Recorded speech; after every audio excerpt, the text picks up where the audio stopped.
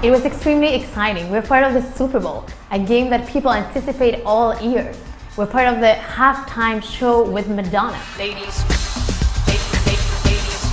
let's get to it. Madonna is a symbol of beauty. Madonna is a symbol of joy. She's a symbol of energy and talent, and this show represents that, and this show projects that in the images that we've been producing.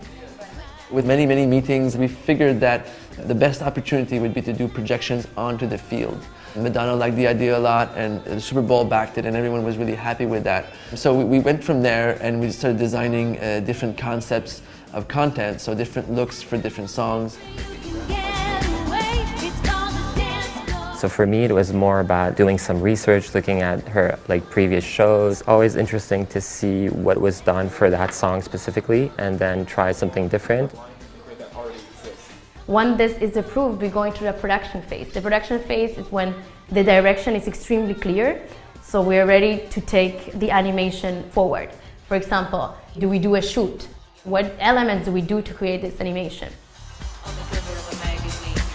So behind the production of these famous songs, we had a great team. We had a team of designers like Alia, Tariq, among others, animators, Adam, Katie, Aude, our content manager, François Desroger, multimedia director, Pam, and Saki as the overall creative director. So I guess the first big challenge was to figure out a way to make this Super Bowl an extravaganza, to really stun the audience and to make something very different. There was a great team on board, so there was Bruce Rogers that designed the whole stage, Al Gordon that designed the lighting, there was Ricky from Touchdown Entertainment, Jean-François Bouchard at Cirque du Soleil, Michel Laprise was the co-director with Jamie King on the project, Lawrence from the Super Bowl, and a whole team of very talented people.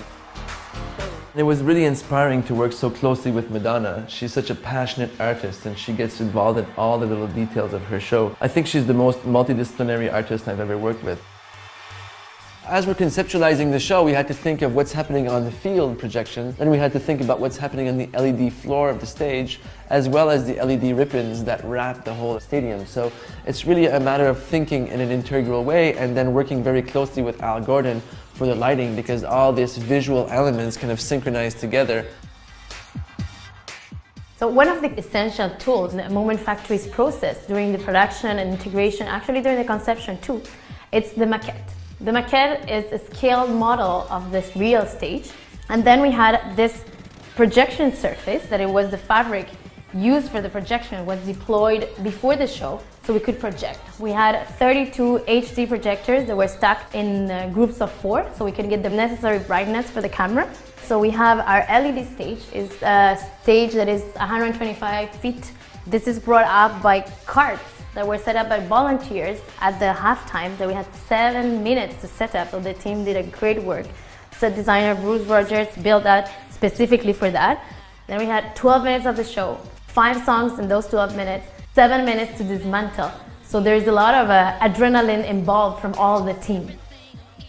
So we've been projecting everything that we've done on this maquette to visualize what it's going to look like, and filming it as much as we can to see how the cameras are going to capture it and to see if the effect is actually working.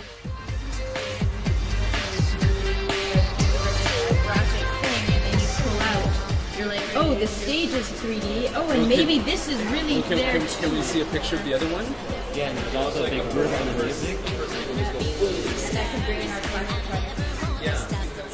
And what's going to be interesting, since we're more doing the show for TV than for the people who are going to be watching it live, we're going to be making a lot of trompe-l'œil effects. So we're going to fake 3D with that projection on the field.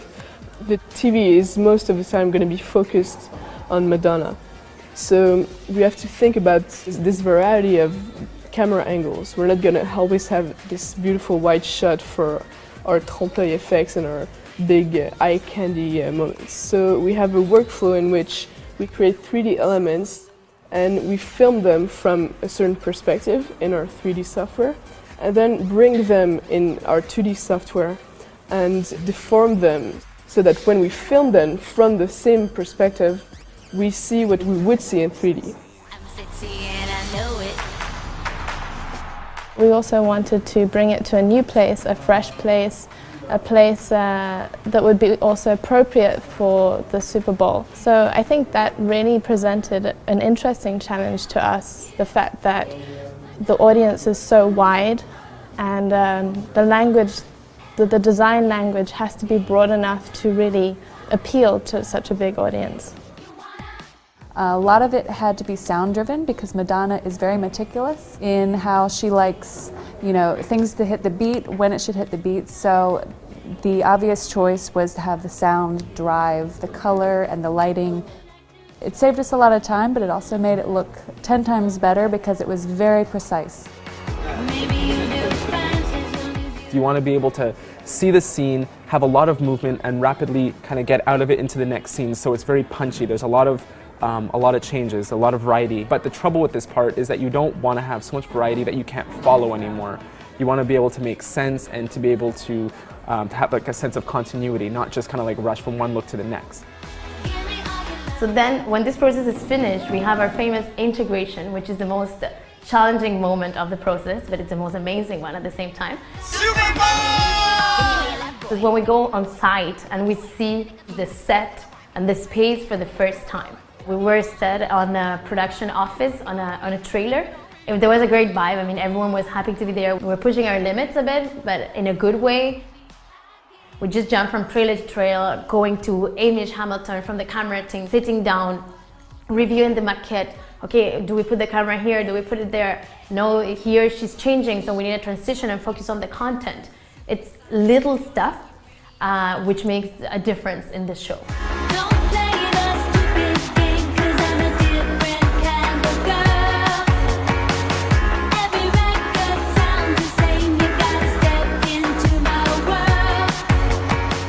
A few days before the show, we had to let go. It was all in the hands of Jason Rudolph, which was the video programmer, and it really came together in an amazing way.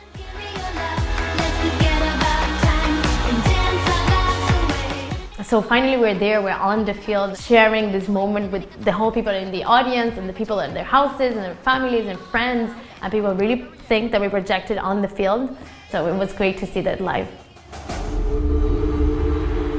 People's reaction was amazing. I mean, I'm getting goosebumps right now actually just thinking about it, how people were inspired, people were so impressed. It's also one of the first shows that I've done where everybody I know saw it. It's one of the most watched shows in American history. 111 million people were watching that show. Many people are tweeting and Facebooking and everything at the same time. There was a social media boom actually during the Super Bowl time. I'm definitely a fan of Madonna. I think any creative person in a way should be a fan of Madonna just because of the boundaries that she's pushed as a female artist. As an artist in general, she's really laid the way in so many directions for us, and it was an honor to be able to work on this project for her.